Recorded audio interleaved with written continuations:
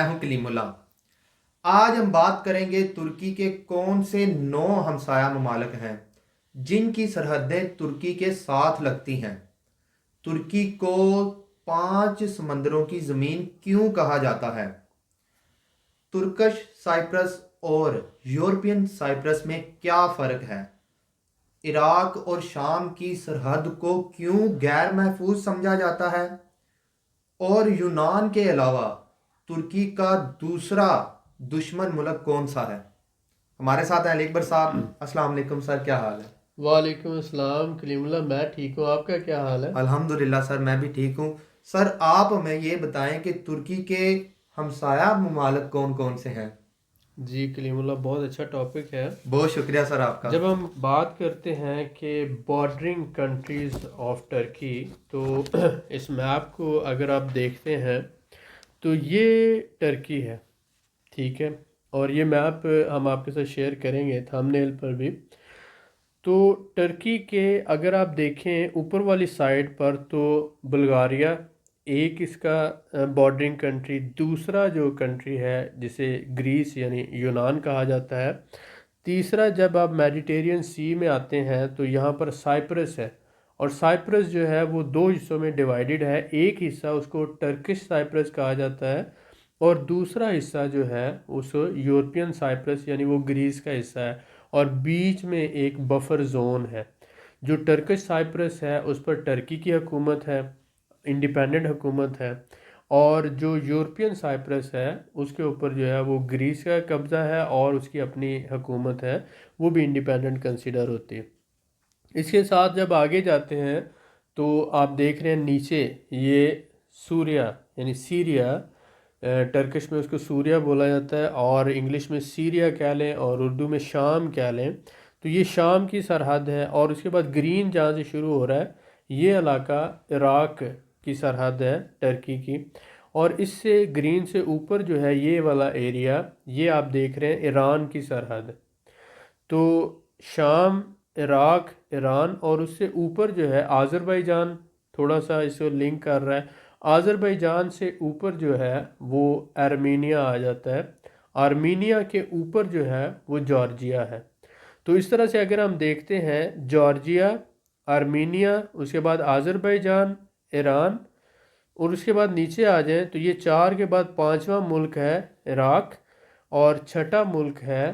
شام سیریا، 7واں جو ہے اسی طرح سے آپ نے دیکھا سائپرس، اور 8واں یونان جو ہے اس کا سمندر بھی لگتا ہے اور اس کا بارڈر بھی اوپر ایدرنے والی سائڈ سے آپ دیکھتے ہیں۔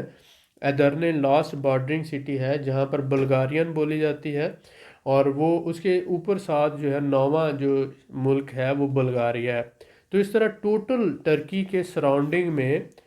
9 بارڈرنگ کنٹریز ہیں۔ ان 9 کنٹریز میں سے کچھ ممالک کے ساتھ دوستانہ اور برادرانہ تعلق ہیں ٹرکی کے،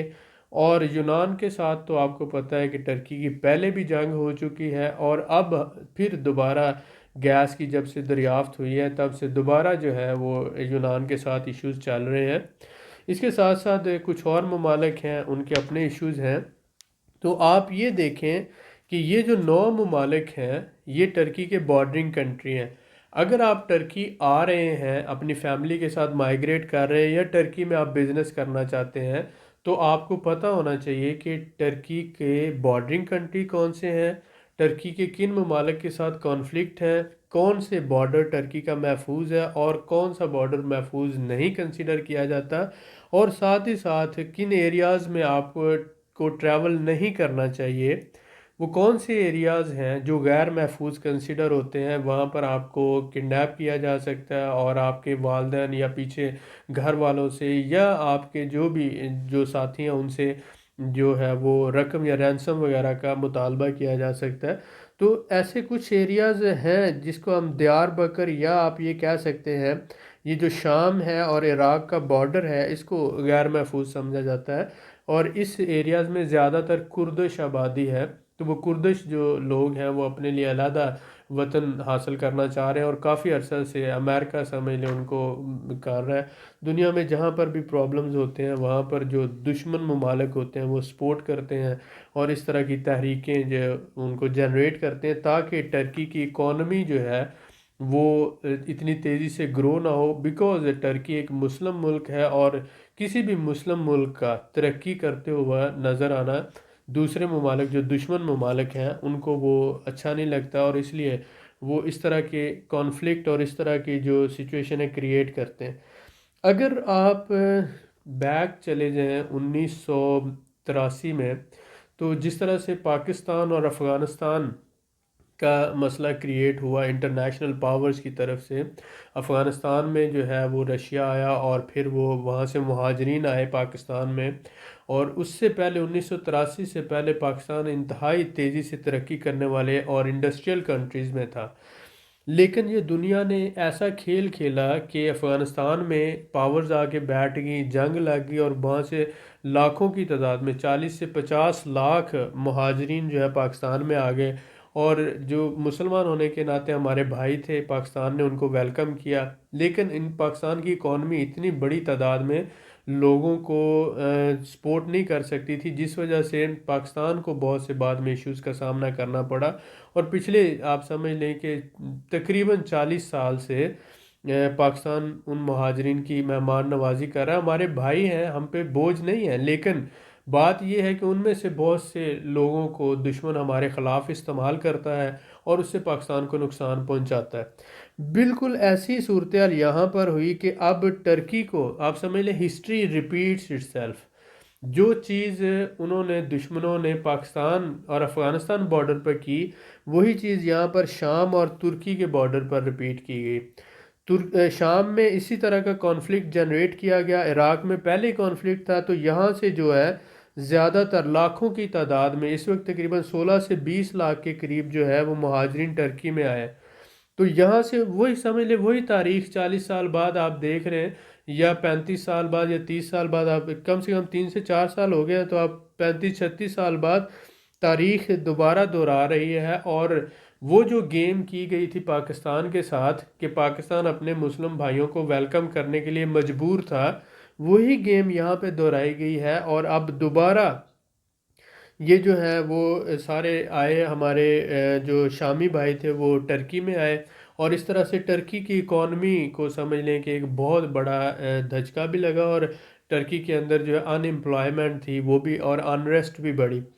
لیکن اگر آپ تھوڑا سا تجزیہ کریں گے تو بالکل وہی گیم جو ہے جو پاکستان کے ساتھ کی گئی جب پاکستان انتہائی تیزی سے ترقی کر رہا تھا،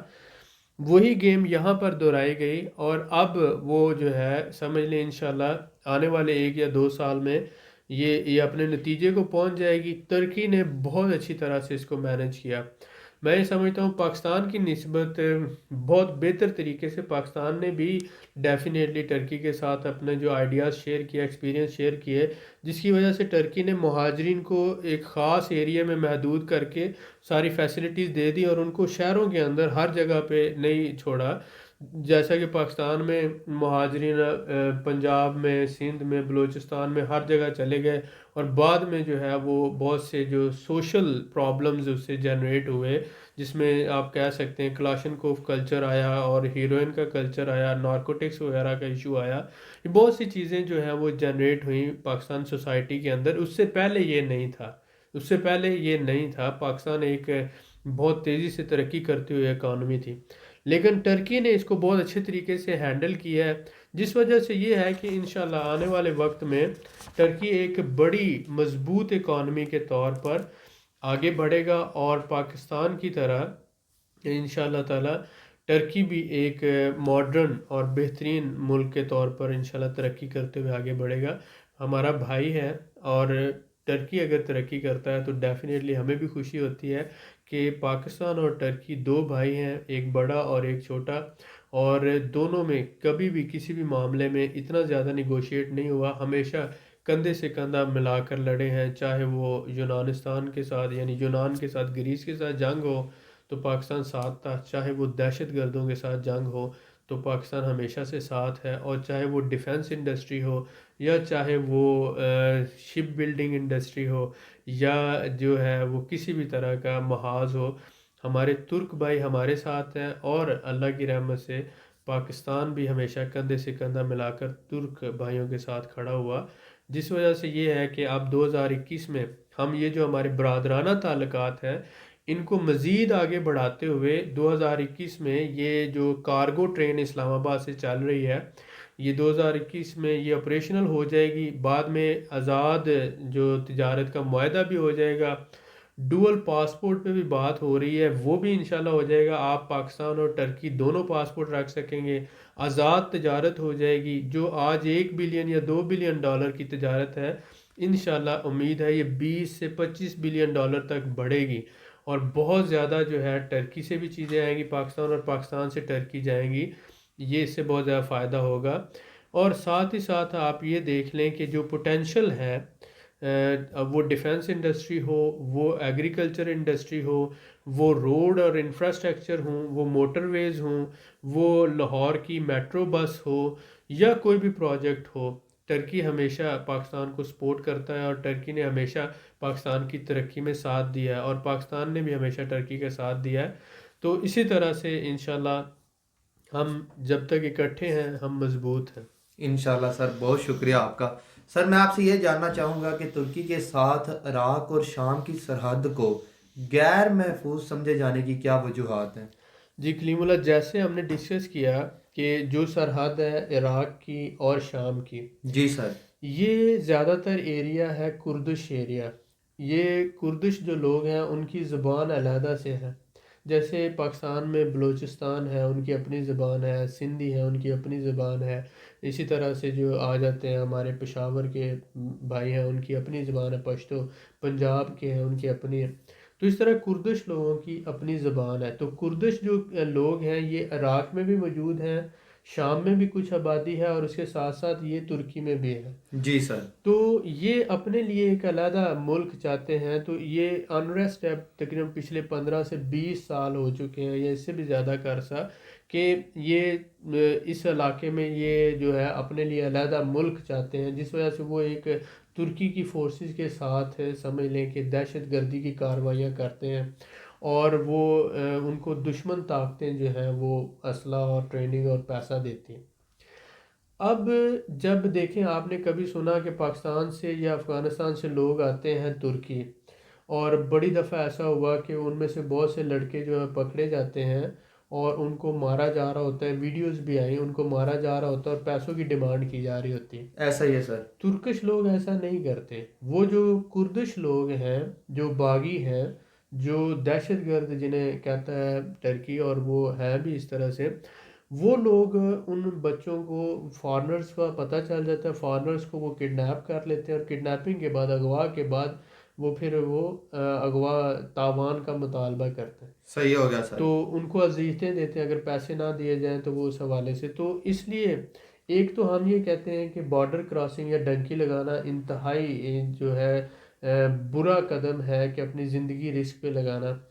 تو یہ ہم ڈسکس کر رہے ہیں کہ یہ ایریاز غیر محفوظ کیوں ہیں، تو بالکل سر۔ ہمارے بھائیوں کو کبھی بھی غیر قانونی راستہ اڈاپٹ نہیں کرنا چاہیے۔ قانونی راستے میں آپ یہ دیکھیں کہ آپ 10 15 20 ہزار ڈالر کی پراپرٹی لے کر آسانی سے ریزیڈنس بھی لے سکتے ہیں، لیگل ہیں تو آپ آگے فیوچر بھی آپ کا برائٹ ہے۔ انلیگل جو بندہ ہے وہ نہ ہی کوئی جاب کر سکتا ہے، نہ ہی کل کو کوئی ڈاکومنٹ بنا سکتا ہے، نہ ہی بزنس اپرچونٹیز سے فائدہ اٹھا سکتا ہے۔ تو جتنے بھی ہمارے بھائی دیکھ رہے ہیں وہ یہ اس میسج کو آگے پہنچائیں۔ بہت سے ایسے لوگ ہیں جو 4 4 5 5 سال سے ٹرکی میں انلیگل رہ رہے ہیں، ان کے پاس ڈاکومنٹس نہیں ہیں، ان کو زبان بھی آ جاتی ہے تو وہ نہ ہی امپورٹ ایکسپورٹ سے فائدہ اٹھا سکتے ہیں، نہ ہی بزنس کر سکتے ہیں، نہ ہی پراپرٹی خرید سکتے ہیں، نہ ہی شادی کر سکتے ہیں، کسی بھی طریقے سے اپنے آپ کو لیگل نہیں کر سکتے۔ آخر ان کو جو ہے واپس جانا پڑتا ہے، یا جس راستے سے جس طرح سے آئے موت سے کھیلتے ہوئے اسی طرح سے موت سے کھیلتے ہوئے واپس جانا پڑتا ہے۔ اگر زندہ بچ گئے واپس جائیں گے، اور پھر لیگل راستے سے آ کر ہی وہ اپنا سٹیٹس بنا سکتے ہیں۔ تو اس لیے آپ، اگر آپ کو نہیں پتہ تو کوشش یہ کریں کہ کبھی بھی غیر قانونی راستہ اختیار نہ کریں، ہمیشہ قانونی راستہ، لیگل راستہ اختیار کریں۔ کم ہو جائے اچھا ہو جائے گا، لیکن انشاءاللہ تعالیٰ ایک وقت آئے گا کہ آپ بہت کامیاب ہو جائیں گے۔ شام اور عراق کا بارڈر کردستان جو ہے کرد لوگوں کی تحریک کی وجہ سے اور باغیوں کی وجہ سے غیر محفوظ ہے، اس لیے وہ جو علاقے ہیں دیار بکر ہے اور وہ جو ایریاز آ جاتے ہیں، وزٹرز کو جو ہے ان ایریاز کو وزٹ نہیں کرنا چاہیے، اور زیادہ ان ایریاز میں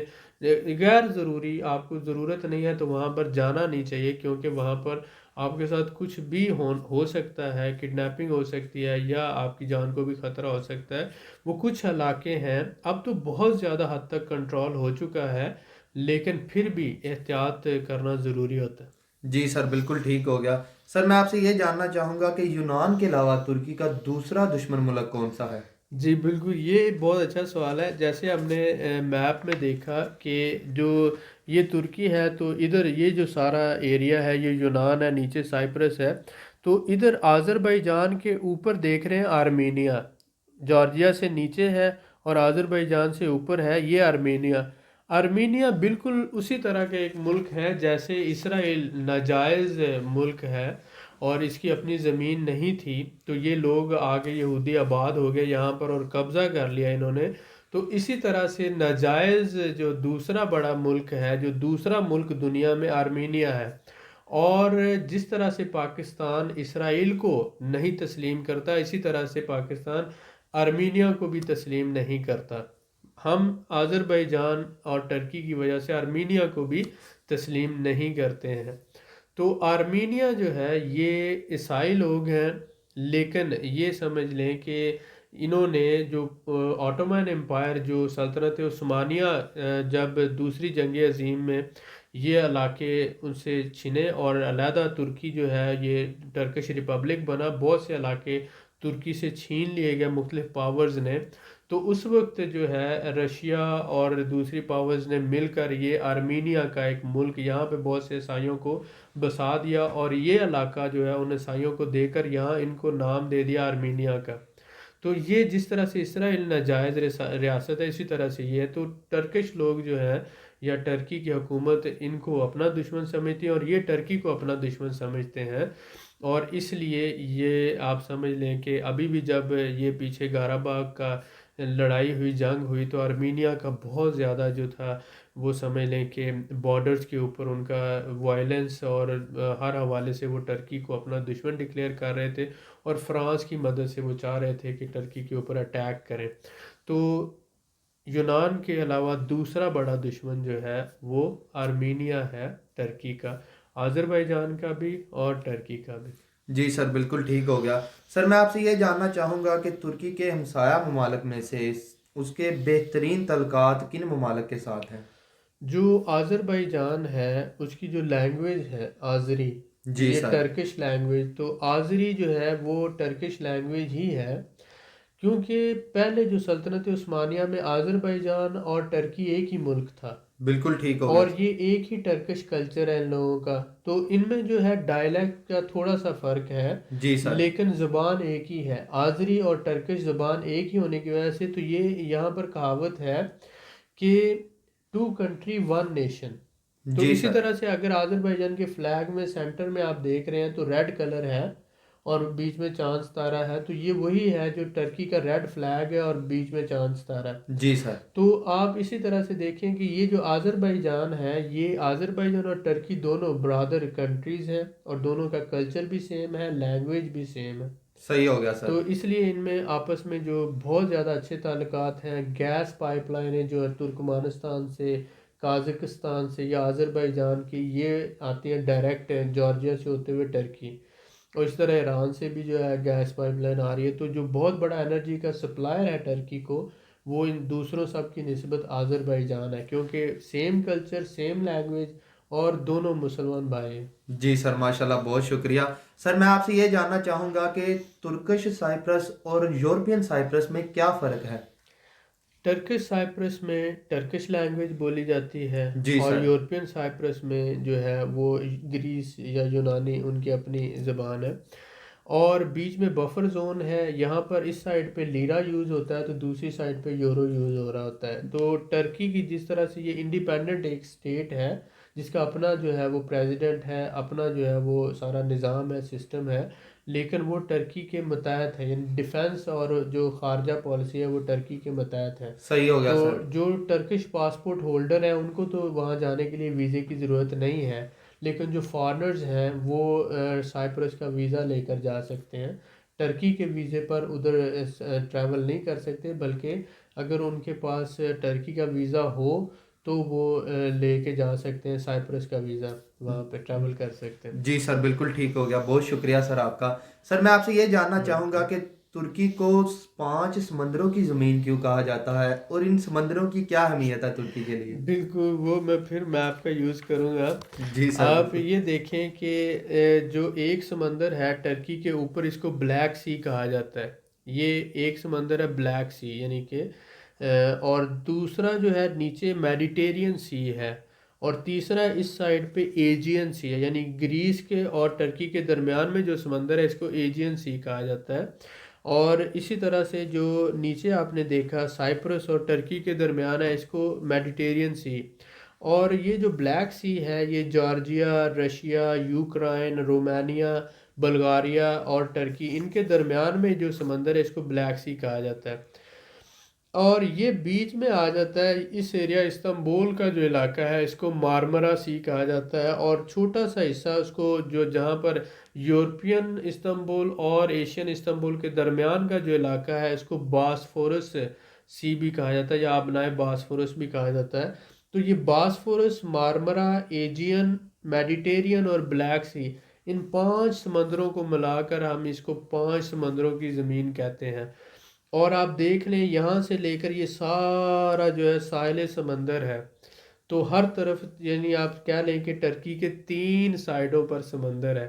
صرف ایک سائڈ جو ہے یہ والی سائڈ جو جس سائڈ پر آذربائیجان، آرمینیا اور جارجیا اور ایران ہے، یہ چاروں ملکوں کا بارڈر اس سائڈ پہ لگتا ہے، یہ سائڈ پہ سمندر نہیں ہے، باقی تینوں سائڈوں پہ سمندر ہے۔ اور اسی وجہ سے ٹرکی کی شپ انڈسٹری جو ہے وہ بہت مضبوط ہے، یہاں پر جو ٹریول ہوتا ہے بسوں میں بھی ہوتا ہے، اور اس طرح فیریز میں ہوتا ہے، اور اس طرح کروزز ہیں، اور شپ انڈسٹری جو ہے سمجھ لیں کہ تقریباً 30 سے 40 ارب ڈالر کی سالانہ بوٹس اور کشتیاں بنا کے سیل کی جاتی ہیں، اور اس کے ساتھ ساتھ بڑے جو تجارتی جہاز ہیں وہ بھی بنائے جاتے ہیں۔ تو اس لیے ٹرکی کو جو ہے 5 سمندروں کی سرزمین کہا جاتا ہے۔ جی سر بالکل ٹھیک ہو گیا، ماشاءاللہ سر بہت شکر گزار ہوں میں آپ کا کہ آپ نے ویلکم۔ بڑی قیمتی معلومات سے آگاہ کیا۔ آپ لوگوں سے میں یہی کہوں گا کہ اگر اس ٹاپک کے بارے میں آپ کا کوئی سوال ہے تو کمنٹ کریں، انشاءاللہ آپ کو ضرور رپلائی کریں گے، اور ویڈیو کو زیادہ سے زیادہ شیئر کریں تاکہ ہمارے بھائیوں تک انفارمیشن پہنچ سکے۔ مزید معلومات کے لیے ہمارے چینل کو سبسکرائب کریں، ویڈیو کو لائک کریں اور شیئر کریں، بیل آئیکن کو ضرور پریس کریں تاکہ اگلی ویڈیو آپ کو مل سکے۔ اللہ حافظ۔